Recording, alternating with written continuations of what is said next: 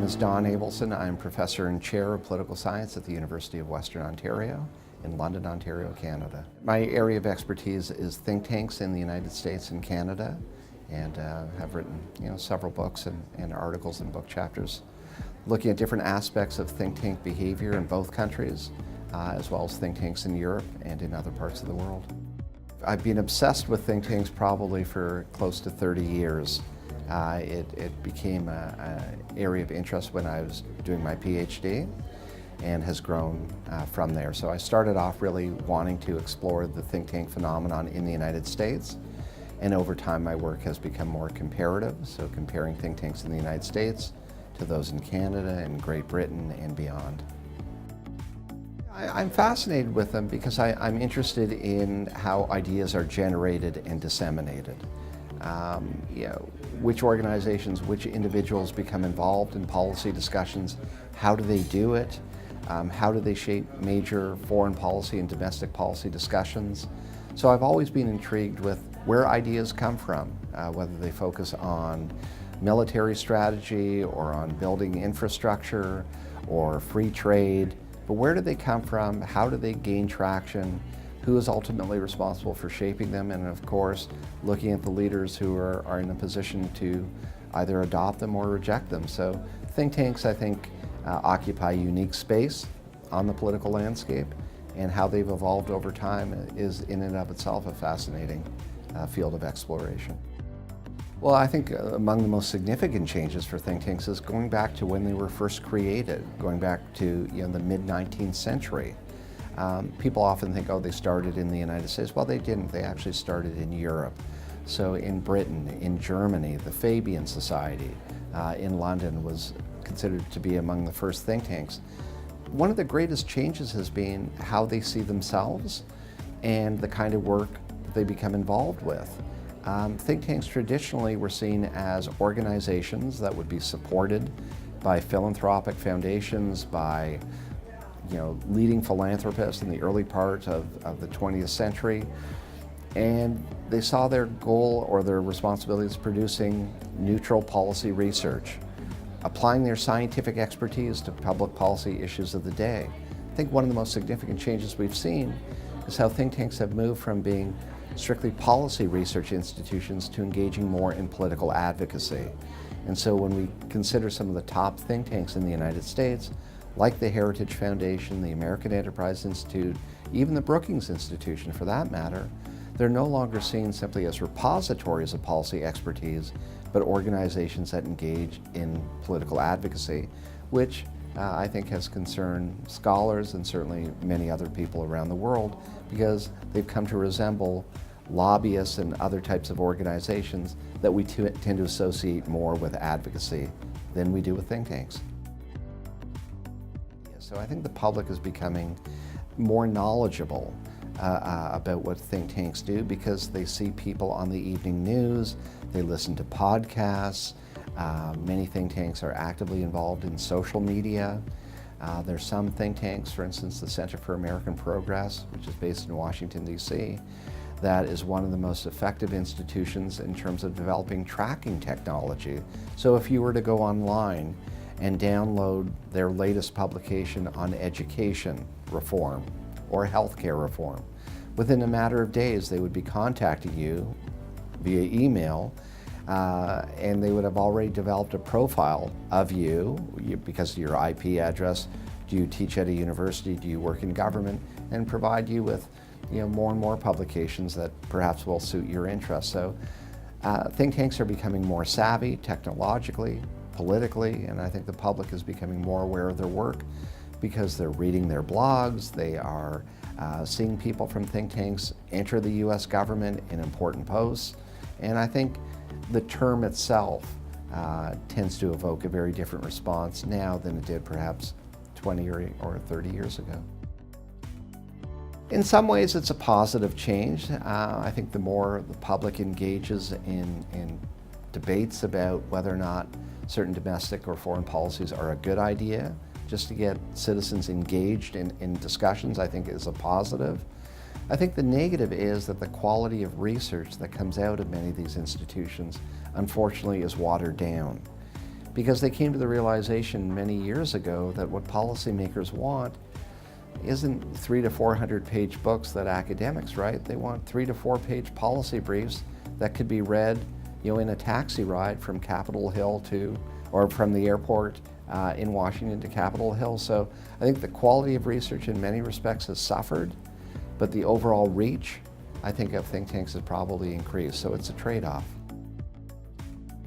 I think think tanks matter in many different ways. They certainly help plant seeds in the minds of the public and policymakers and other stakeholders about ideas in terms of how to handle controversial issues, whether they have to do with immigration or how the United States should manage its relationship with North Korea. They stimulate debate and policy discussions. So they matter that way in terms of whether or not they're actually going to shape key policy decisions. That's an issue that scholars continue to explore. There are many examples, I think, of think tanks having a direct impact, and often more they have an indirect impact, but their goal is to shape public opinion and public policy. They rely on different strategies to do that, and sometimes they're successful, other times they're not, but certainly their popularity and their visibility have increased dramatically. At the turn of the 20th century, you didn't need a directory to keep track of think tanks in the United States or abroad. Now it's estimated that there are over 7,000 worldwide, so it's become a global phenomenon. I think the increase in think tanks it's not entirely surprising, because what we have seen over the last number of years is the rise of policy entrepreneurs.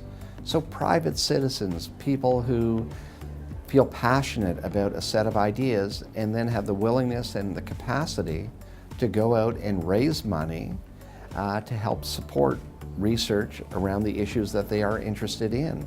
So I think there has been more interest in the work that think tanks do.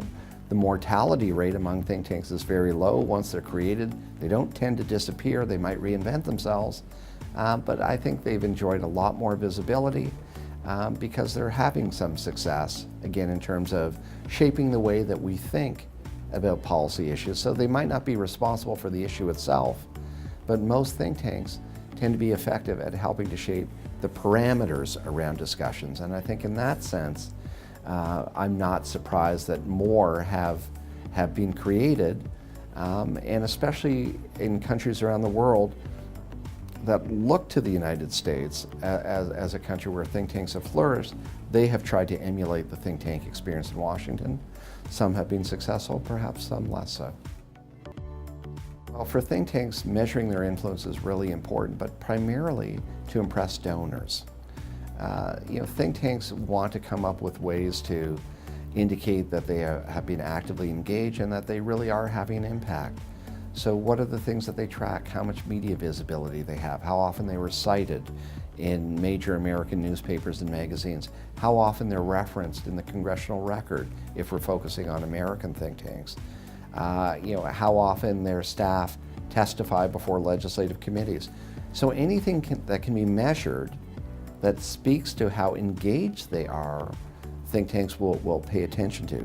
But again, as I pointed out before, there's a huge difference between what you produce and what is consumed. And so think tanks produce a lot of information, they generate a steady stream of information, but at the end of the day, there have to be people who are in a position to not only absorb that information, but act upon it. And so the relationship between policy outputs and policy outcomes, decisions taken at the end of the day, can be vastly different. So think tanks want to create the impression that they're having a tremendous impact, but we have to, I think, in all honesty, be a bit more circumspect, try to figure out where in the policy process they've had the greatest impact and what kind of impact they've actually had. Well, I think combining both quantitative assessments in terms of getting a sense of how active think tanks are in particular policy discussions, and then following that up with more of a qualitative approach. Conducting exit polls with policymakers. How useful did you find the paper that we wrote? There are some think tanks like the Brookings Institution that regularly hold focus groups on Capitol Hill. So it's kind of like producing a new brand of cereal. and you bring people together and say, did you like my cereal? And would you likely purchase another box in the next week or so?